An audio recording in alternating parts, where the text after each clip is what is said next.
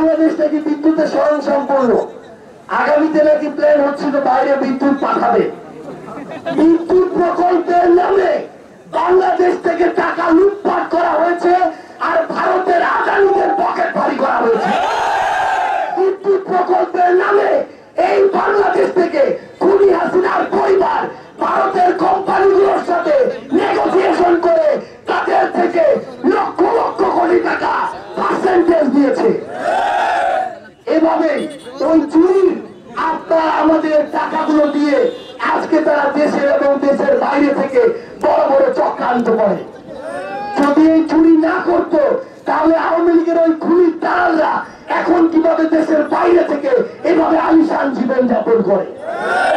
ওই খুনিরা এখনো আমরা দেখি সোশ্যাল মিডিয়ায় প্রকাশ্যে বড় বড় গল্প দেয়।